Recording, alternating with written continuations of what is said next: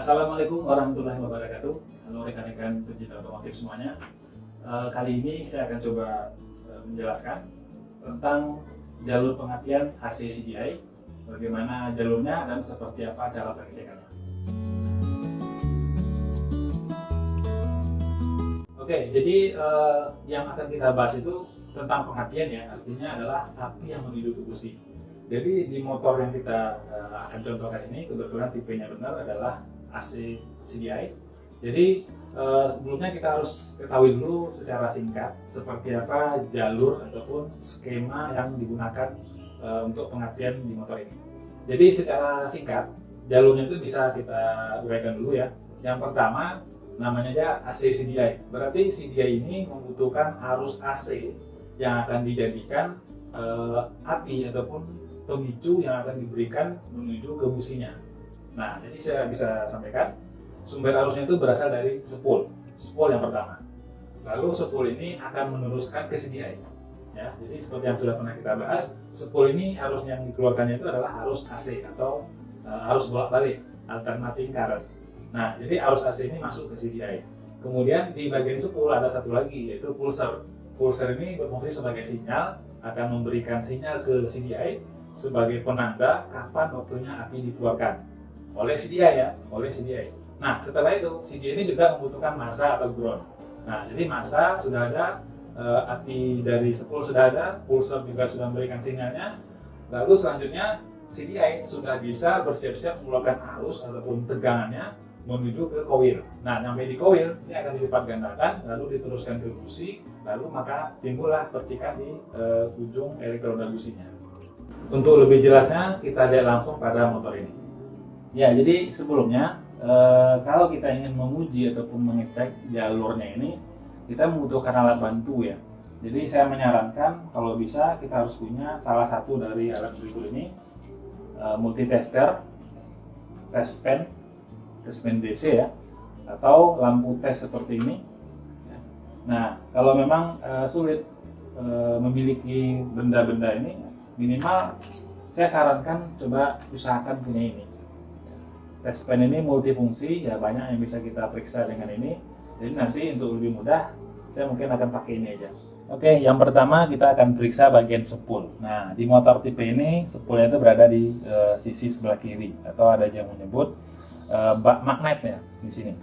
Jadi di dalamnya ada spool, ada pulser, ada magnetnya. Ya, oke. Nah, jalurnya itu dari bagian dalam keluar. Ini kabelnya, ya, saya akan tarik. Kabelnya ini bukan yang di belakang ya. Pada tipe Supra ataupun Grand ya, ataupun Legenda ini memang modelnya seperti ini ya. Nah, kita fokusnya ke bagian yang dari spool saja ya, yaitu kabelnya ini.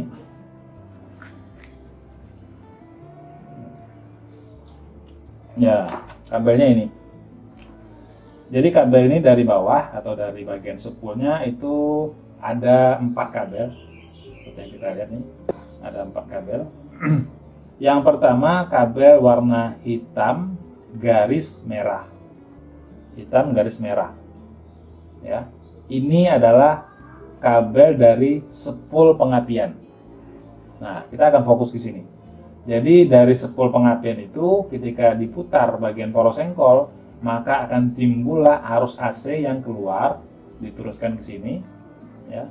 Ini yang akan kita periksa yang pertama. Ya, jadi test pen ini sudah saya pasangkan bagian ujung yang satunya ke rangka ataupun ground ya. Nah, ini yang satunya akan saya colokkan ke kabel yang dari spool. Nah, kita akan periksa apakah ada arus yang keluar dari spool pengapiannya. Nah, kita bisa lihat di sini nanti. Ya. Nah, bisa kita lihat ada. Oke. Nah, mungkin saya tambahkan dulu sedikit. Kita nggak menyarankan ya pemeriksaan adanya api atau arus dari spool itu dengan cara ditempelkan langsung ke massa ataupun gulung seperti ini, karena itu sangat berisiko. Nah, jadi kalau secara standarnya kita memang tidak menyarankan seperti itu, terlepas dari kalau di lapangan Anda mau melakukan itu risiko ditanggung sendiri pastinya. Nah, kemudian sedikit lagi yang perlu saya tambahkan untuk pemeriksaan bagian spool pengapian ini. Kalau tadi kita lihat cahaya lampunya itu terang ya, terang. Artinya tegangan yang keluar itu cukup tinggi. Nah, ini bisa dibilang kondisinya normal. Kalau kecil atau nampak seperti antara hidup dan tidak, itu artinya terlalu lemah. Nah, itulah kelemahan kenapa kalau kita hanya pakai test pen, hasilnya nggak terlalu akurat. Kalau bisa kita menggunakan multitester, barangkali kita akan lebih cepat mengambil kesimpulan bahwa kondisi ini normal atau sudah tidak sesuai normalnya lagi. Berikutnya kabel yang satu lagi yang di sini kita bisa lihat warnanya biru garis kuning ya, biru garis kuning. Nah, ini kabelnya berasal dari pulsar atau pemberi sinyal. Nah, kita juga bisa periksa apakah pulsar ini bekerja dengan baik memberikan sinyalnya. Nah, kita coba cek seperti ini juga masih sama. Ini groundnya masih terpasang, lalu kita lakukan lagi pengengkolan atau kickstarter. Nah, ini bisa kita lihat kecil ya, kecil. Tetapi ini normal karena sifatnya hanya sinyal, arus kecil yang berfungsi sebagai sinyal. Nah, ini juga termasuk bisa kita lihat kondisi ini normal. Kalau tidak ada sama sekali, nah ini baru bisa disimpulkan kemungkinan terputus atau mati. Nah, yang duanya lagi ini kita nggak bahas ya, karena ini jalurnya udah beda. Yang putih ini untuk jalur pengisian atau pengecasan, yang kuning itu untuk ke penerangan atau lampu besar. Jadi kita hanya fokus ke yang dua tadi dulu. Oke, jadi jalurnya tadi kita sudah tunjukkan dari bawah pemeriksaannya bagaimana. Selanjutnya dari kabel ini akan masuk ke sini ya, seperti yang kita lihat tadi. Kabelnya masih sama warnanya ya. Nah, jalur ini masuk ke bagian kabel bodi ya, kabel bodi yang besar, lalu akan diteruskan nanti ke CDI. Ya, kita akan buka nanti. Termasuk juga yang pulsar yang biru kuning ini ya, biru garis kuning kabelnya. Ini juga akan masuk ke kabel bodi ya, kabel besar. Juga akan masuk ke sini. Nah, untuk lebih jelasnya akan saya buka supaya bisa kita lihat jalurnya.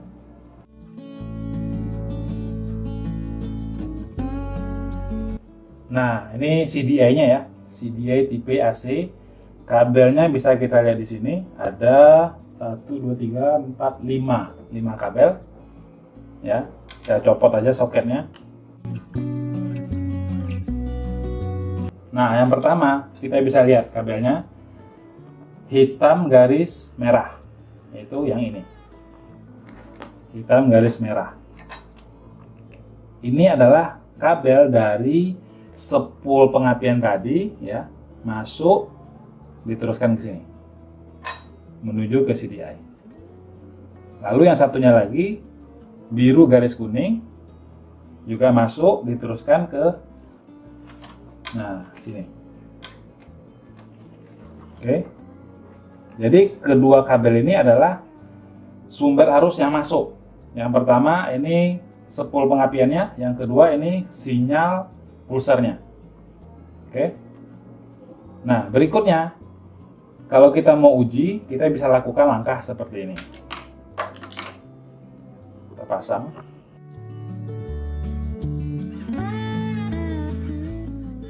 Kita pasangkan kembali soket dan kabelnya tadi ya. Lalu kita periksa lagi ke bagian sini.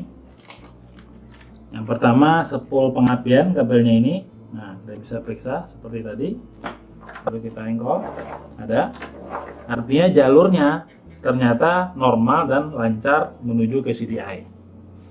Kemudian yang satunya lagi pulsar ini juga ada ya. Sinyal ada. Berarti ini juga jalurnya normal, tidak ada masalah. Oke. Berikutnya yang hijau ini adalah ground atau massa. Nah, kita periksa caranya harus dipindahkan ini ya. Kita berikan api misalnya ataupun tegangan. Ya, kita gunakan aja kabel yang dari spool pengapian tadi untuk mengujinya ya. Maaf, ini hanya untuk menguji. Lalu ini groundnya. Nah, kita lakukan lagi pengengkolan. Ya, berarti jalurnya juga normal, nggak ada putus. Oke. Nah, poin kita yang penting itu 3 pengujian yang pertama ini.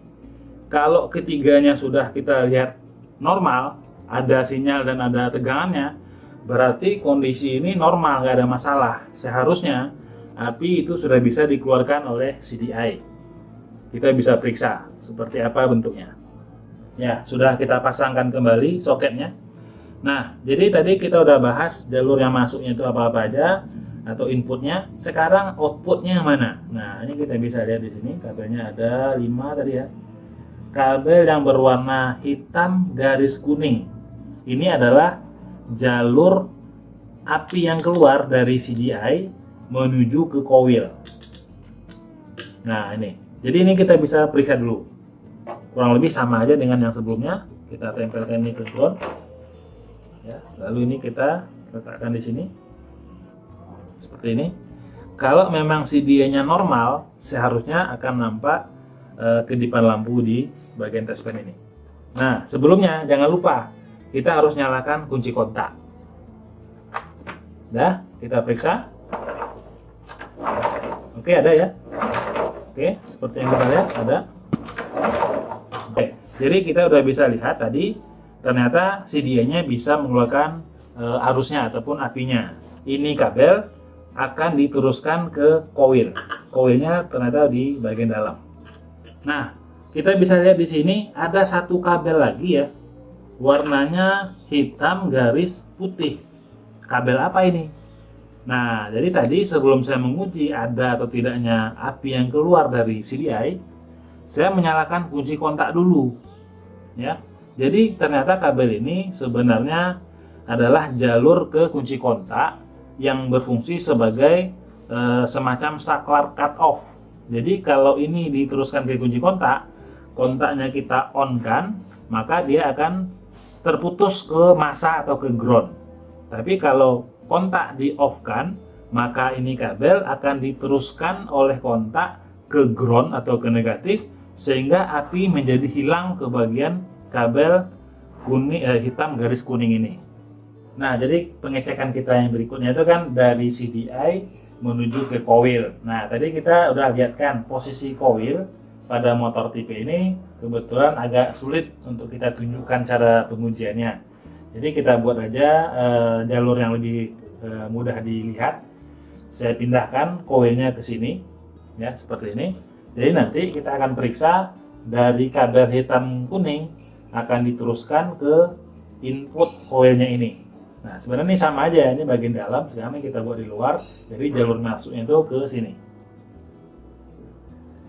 Nah ini saya buatkan kabel ini ya seperti yang kita lihat. Ini dari CDI-nya, kabel hitam garis kuning. Nah, semestinya ini udah ada apinya ketika dia diengkol. Lalu ini akan diteruskan ke sini. Nah, kalau mau diuji juga ya, ini bisa kita tes dulu seperti ini. Kita mau pastikan apakah memang benar keluar. Jangan lupa kunci kontaknya di-on-kan. Oke, ada ya? Ya, ada. Ya, selanjutnya kita akan masukkan ke bagian input coil. Ya. Nah, coil ini tugasnya kan menerima tegangan, lalu melipat gandakannya, kemudian dikeluarkan menuju ke ujungnya ini. Nah, kita akan periksa. Ya, mungkin kita arahkan ke bagian ground aja seperti ini ya mungkin ya. Nah, ini mohon maaf, cara pengujian kita ini sebenarnya agak berisiko. Tetapi berhubung kita tidak punya alat tesnya, yaitu namanya ignition checker ya. Nah, kita akan tunjukkan aja ini untuk demo supaya nggak terlalu susah. Cuman saya sarankan kalau nanti rekan-rekan semuanya mencoba, harap berhati-hati, jangan ada benda-benda yang mudah terbakar di sekitarnya. Oke, kita lihat. Kita nyalakan kunci kontak, lalu kita dekatkan seperti ini.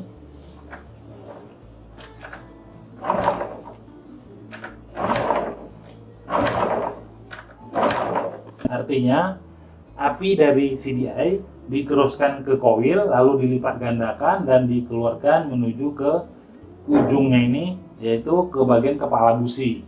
Nah, intinya ini sudah bisa dibilang jalur pengapiannya sudah 90% oke. Nah, kita kembalikan ke jalur awalnya ya. Ini dari coil tadi. Ya, ini dari yang aslinya bawaan motor ini. Ini jalur keluarnya, kita bisa periksa seperti ini. Ingat, hati-hati.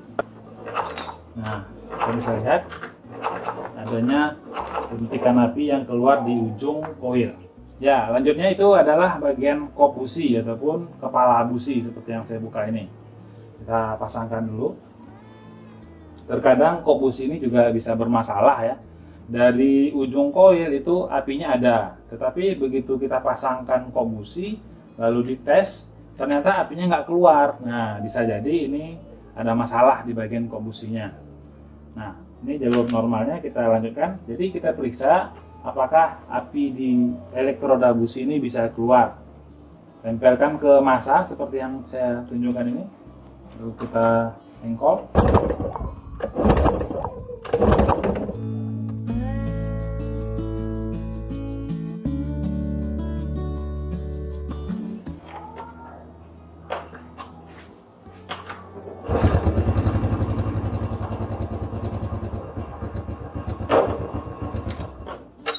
Nah, jadi demikianlah jalur untuk pengapian dengan sistem AC CDI.